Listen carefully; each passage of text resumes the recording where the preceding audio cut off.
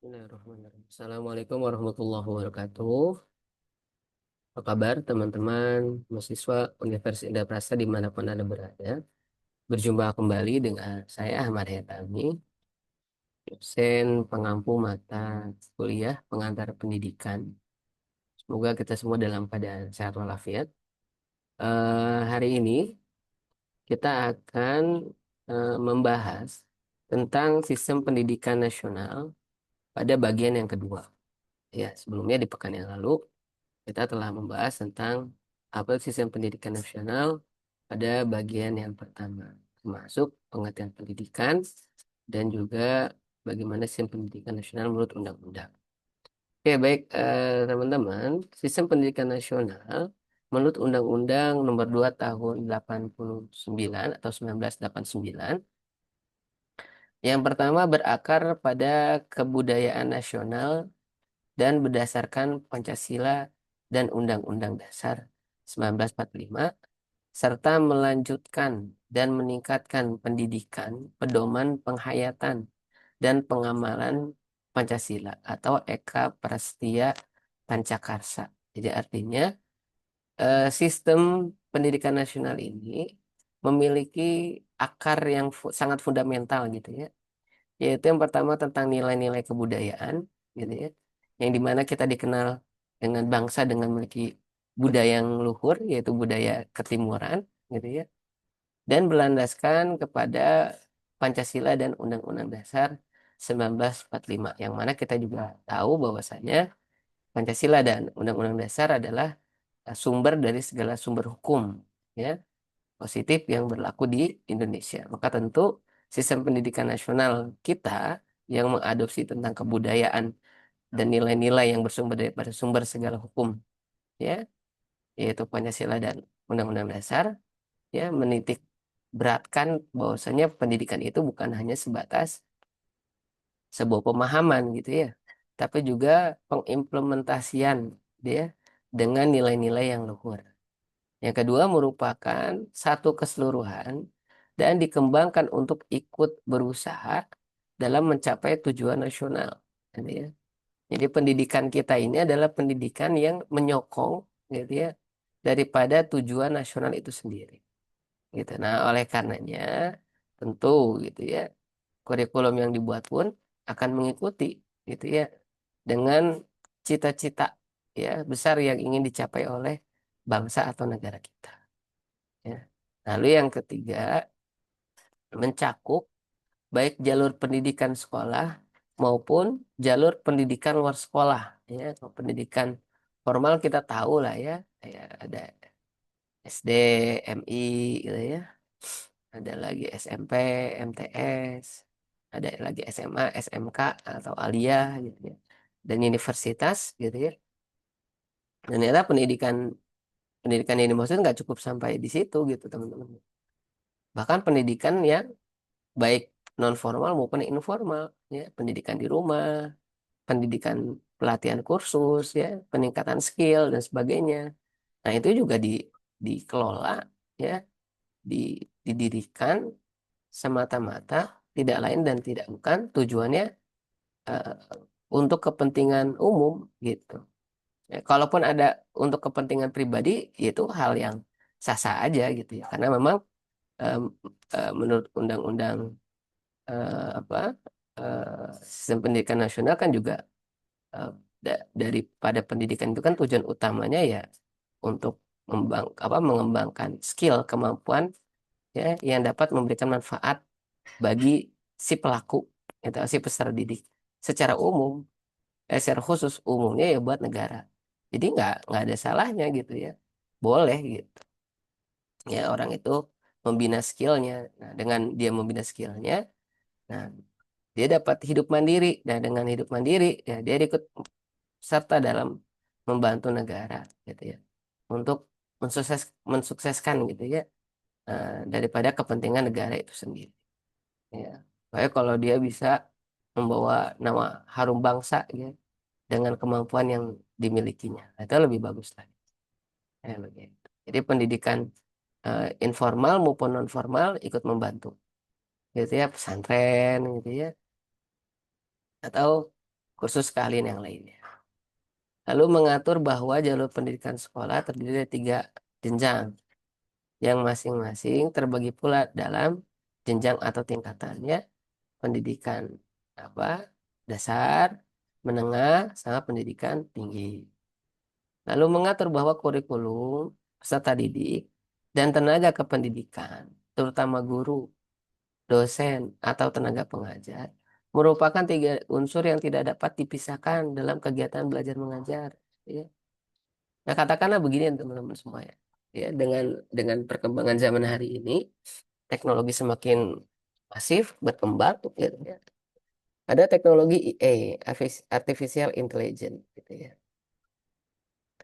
Apakah dengan adanya artificial intelligence ini, ya, kedudukan seorang guru itu akan secara otomatis hilang? Tentu jawabannya tidak, gitu ya. Karena eh, yang diberikan oleh IA itu hanya sebatas eh, pemahaman atau kecerdasan secara kognitif saja, gitu. Sedangkan tugas guru sebagaimana di dalam Undang-Undang Guru dan Dosen, dia mempersiapkan, mendidik, mengajar, mengarahkan, membimbing, memotivasi. Jadi guru ya bukan hanya sebatas pengajar, tapi beliau adalah seorang motivator, konselor, gitu ya. Di mana di dalam ruang kelas dan itu tidak dapat diberikan oleh IA ya kepada peserta didik. Nah, maka daripada itu, 3 pilar ini baik guru, dosen maupun tenaga pengajar tidak akan tergantikan oleh teknologi sekalipun. Kayak begitu. Karena tentu AI sekalipun harus tervalidasi kebenarannya. Kayak begitu. Nah, lalu yang berikutnya, gitu ya, lanjutannya, mengatur secara terpusat, sentralisasi, ya. Namun penyelenggaraan satuan dan kegiatan pendidikan dilaksanakan secara terpusat, desentralisasi. Jadi, ya, untuk mengatur secara umum, gitu ya. Nah, itu kan kayak ada kurikulum. Nah, kurikulum yang bikin siapa? Gitu. Pemerintah pusat. Nah, nanti turunannya dikembalikan, gitu ya, sesuai dengan daerahnya masing-masing, disesuaikan dengan ya jenjangnya masing-masing kayak begitu. Jadi silahkan gitu ya, aturan bakunya ya itu udah dibuat oleh pusat ya. Nah, kali ini kan ada kementerian apa eh, Kemendikdasmen ya, ada Kementerian Pendidikan Dasar dan Menengah, ada Kementerian Saintek, ada juga Kementerian Agama. Itu juga kan mengatur teman-teman, karena 3 kementerian ini bertanggung jawab ya atas lembaga-lembaga pendidikan yang ada di bawahnya. Begitu. Ya. Beda hal kalau kampus kan memang diberikan apa kebebasan, gitu ya. Dia memiliki otorisasi, gitu ya, untuk melakukan mendesain pendidikan sendiri. Ya begitu. Lalu menyelenggarakan satuan dan kegiatan pendidikan sebagai tanggung jawab bersama antara keluarga, masyarakat, dan pemerintah. Ya, kalau istilah Ki Hajar Dewantara itu kan ada Tripusat Pendidikan ya. Jadi pendidikan itu tidak hanya berhenti atau mengandalkan sekolah saja, gitu. Tapi juga keluarga maupun lingkungan ikut serta gitu ya dalam mensukseskan pendidikan itu sendiri. Ya begitu. Jadi dalam Tripusat Pendidikan gitu ya, poin utama yang pertama harus dilakukan ya prasekolah itu adalah pendidikan di dalam rumah, ya pendidikan yang diberikan oleh orang tua kepada putra putrinya, gitu. Pendidikan apa? Pendidikan moral yang utama, gitu. Ya, bagaimana si anak dapat ya melahirkan simpati dan empatinya, ya, eh, mengedepankan toleransi, ya, mau bersabar, mau antri, gitu ya, bertutur kata yang baik, kayak begitu. Nah nanti ya pengetahuan dasarnya berkembang di mana di sekolah, ya calistung, baca tulis itu, gitu. Di rumah juga diajarkan mengenal huruf angka, tapi kan yang paling utama di rumah adalah etika moralnya, teman-teman. Jadi kalau etika moral di rumah bagus, insya Allah di sekolah juga nggak bikin masalah, nggak bikin gaduh gitu. Karena sudah terbiasa gitu ya, dididik menjadi insan yang baik di dalam rumahnya oleh ayah dan ibundanya. Begitu. Lalu mengatur bahwa satuan dan kegiatan pendidikan yang diselenggarakan oleh pemerintah dan masyarakat berkedudukan serta diperlakukan dengan penggunaan ukuran yang sama, ya. Jadi artinya setiap jenjang, ya, memiliki bobotnya masing-masing, ya begitu. Tidak akan sama ujian soal untuk anak SD dengan anak SMP. Begitu juga SMP dengan SMA, tidak akan sama. Gitu. Ya. Maka diatur secara benar gitu ya. Ya begitu. Agar satuan kegiatan pendidikan ini gitu ya dapat aktif gitu ya dalam penyelenggaraan kegiatan belajar mengajarnya gitu ya dengan standar yang sama. Ya begitu. Tidak tumbang tindih. Nah, lalu yang berikutnya gitu ya, sistem pendidikan nasional gitu ya mengatakan ya Undang-Undang Nomor 2 tahun 89 mengatur bahwa satuan dan kegiatan ini lanjutan ya, mengatur bahwa satuan dan kegiatan pendidikan yang diselenggarakan oleh masyarakat memiliki kebebasan untuk menyelenggarakan sesuai dengan ciri atau kekhususan masing-masing sepanjang ciri itu tidak bertentangan dengan Pancasila sebagai ideologi dasar pandangan hidup bangsa dan ideologi bangsa negara. Jadi kita balik lagi ke poin yang pertama, bahwasanya sistem pendidikan nasional itu satu berlandaskan kepada budaya, kedua Pancasila, ketiga Undang-Undang Dasar. Maka turunannya ya setiap ya level jenjang pendidikan berhak gitu ya untuk mengimprovisasi atau mengaturlah katakanlah begitu ya model pembelajarannya baik yang di indoor maupun yang di outdoor gitu ya. Ada istilah sekolah alam dan sebagainya gitu ya. Nah, itu mereka diberikan kebebasan gitu ya untuk mengatur ya berjalannya pendidikan atau pembelajaran di sekolahnya. Namun, yang tidak boleh hilang adalah nilai-nilai dasar gitu ya, yaitu nilai-nilai Pancasila gitu. Artinya boleh mengatur ya, memanage gitu ya pendidikan ya se, se sekehendak ya lembaga tersebut. Namun nilai-nilai Pancasila tidak boleh luntur atau hilang. Yang berikutnya memudahkan peserta didik memperoleh pendidikan yang sesuai dengan bakat, minat, dan tujuan yang hendak dicapai, serta memudahkan menyesuaikan diri dengan perubahan lingkungan, gitu ya. Jadi artinya pendidikan ini ya salah satu tujuan utamanya adalah untuk mengasah minat ya dan bakat daripada peserta didik. Makanya ada sekolah kejuruan atau ada jurusan di dalam sekolah, ada IPA, bahasa, gitu ya, atau IPS atau sekolah-sekolah kejuruan yang lebih spesifik. Ada akuntansi, ada lagi apa namanya administrasi perkantoran gitu ya, otomotif, listrik dan sebagainya. Ya, ya atau ada pertanian dan sebagainya. Ini kan menunjukkan gitu ya bahwasanya sekolah itu membantu gitu ya peserta didiknya untuk apa? Untuk mengasah dan mengembangkan potensi dan minat yang dimiliki oleh peserta didik itu sendiri. Nah, lalu ada standar pendidikan nasional Indonesia. Ada standar isi, standar proses, standar kompetensi lulusan, standar pendidik dan tenaga pendidikan, standar sarana prasarana, standar pengelolaan, standar pembiayaan, dan standar penilaian. Nah, kita coba bahas satu persatu ya. Yang pertama, standar isi. Standar isi merupakan ruang lingkup materi dan tingkat kompetensi yang dituangkan dalam kriteria tentang kompetensi tamatan, ya, kompetensi bahan kajian, kompetensi mata pelajaran, dan silabus pembelajaran yang harus dipenuhi oleh peserta didik pada jenjang dan jenis pendidikan tertentu. Jadi artinya standar isi ini erat kaitannya dengan bagaimana gitu ya si materi ini dapat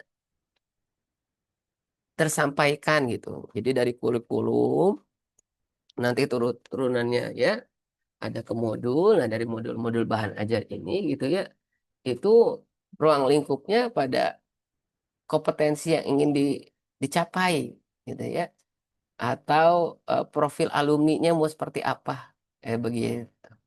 Nah, maka tentu nanti akan apa? Akan tergambarkan gitu ya dari kurikulum ke silabus yang dipakai gitu ya oleh sekolah gitu ya dalam mendidik peserta didiknya. Sehingga nanti tentu luarannya peserta didik menjadi potret alumni yang diinginkan oleh sekolah atau lembaganya. Ya begitu.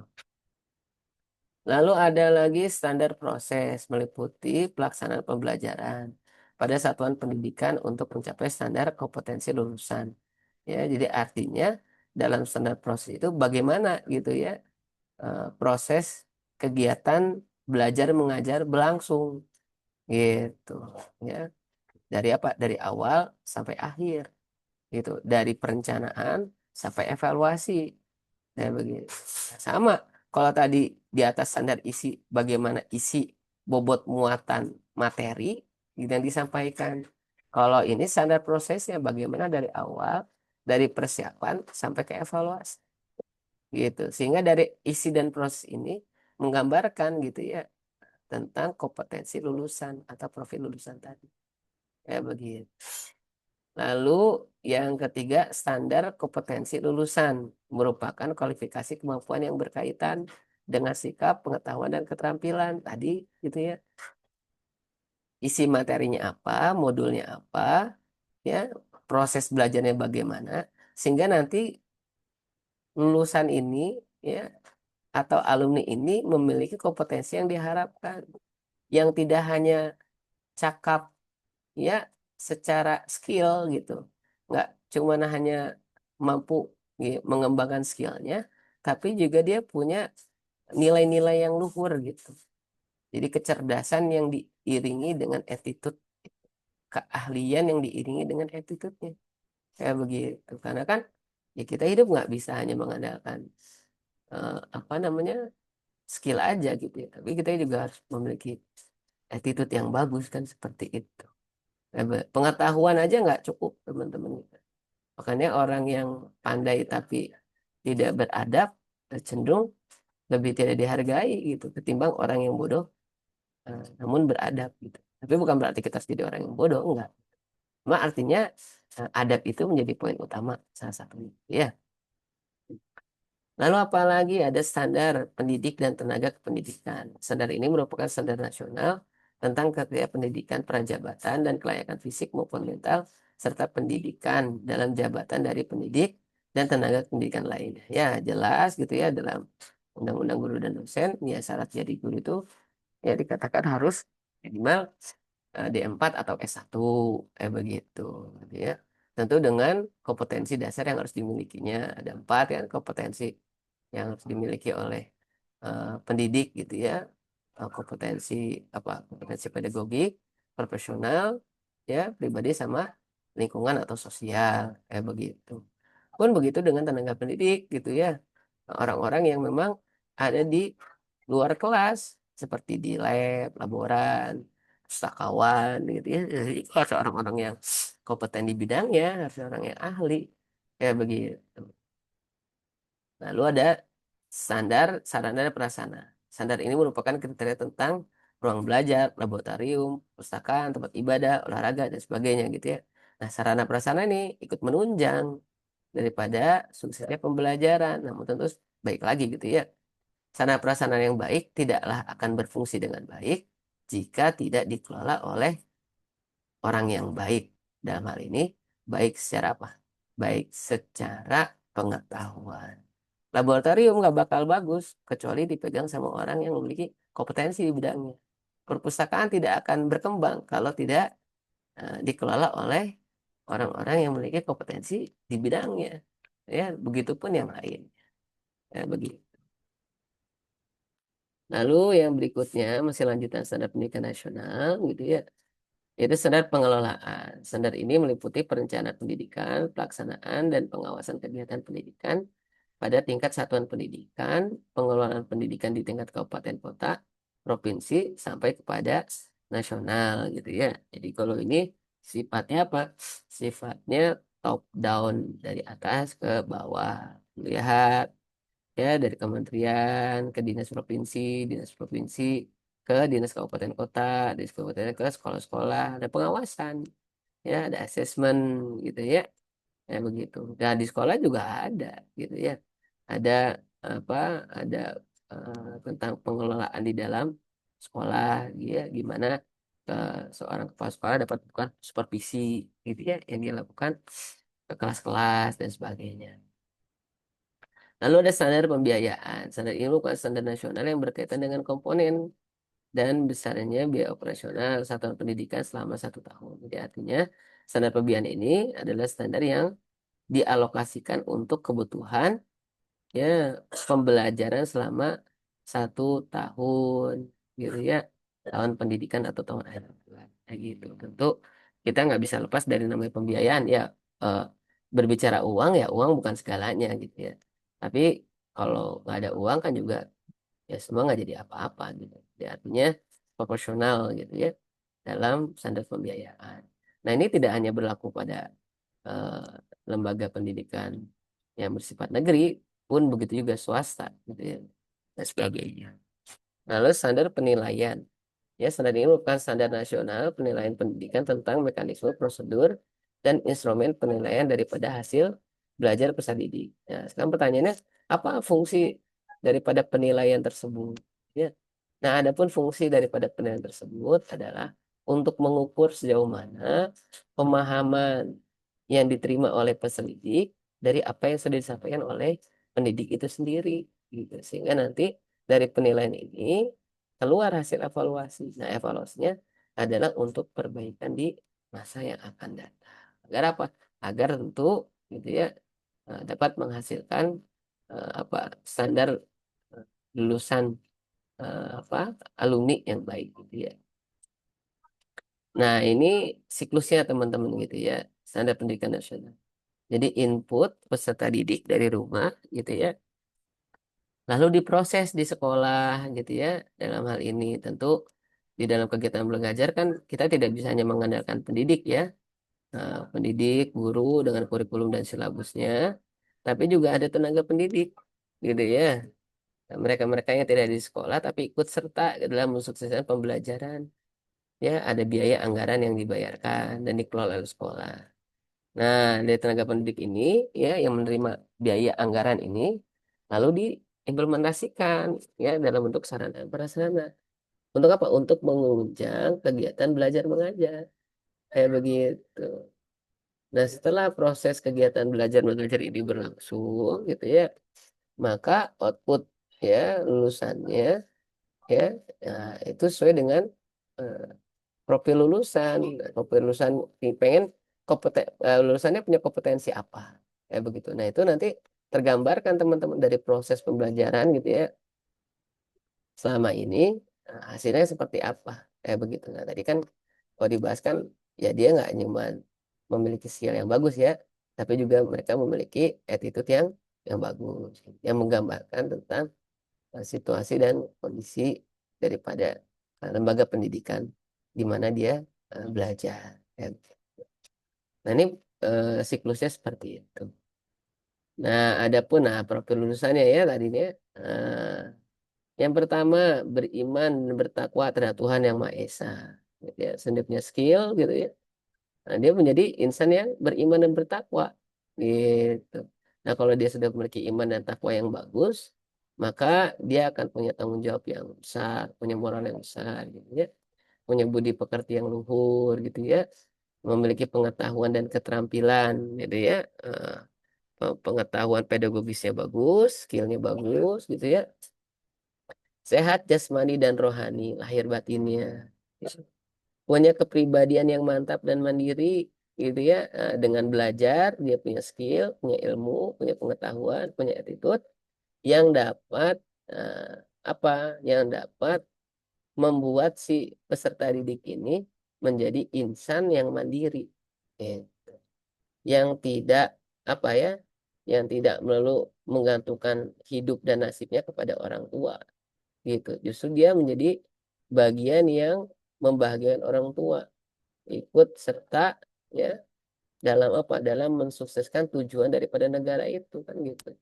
Nah, kalau misalnya negara banyak masyarakat yang bodoh, yang tidak mandiri gitu ya, yang hanya mengandalkan belas kasih dari orang lain, ya negaranya juga nggak bakal berkembang karena situasi dan kondisi daripada profil masyarakat itu sendiri. Tapi kalau masyarakatnya cerdas, sehat, berkualitas, punya pengetahuan, punya skill, sehingga memiliki kemandirian gitu ya dalam hidupnya, maka negara akan eh, maju gitu ya.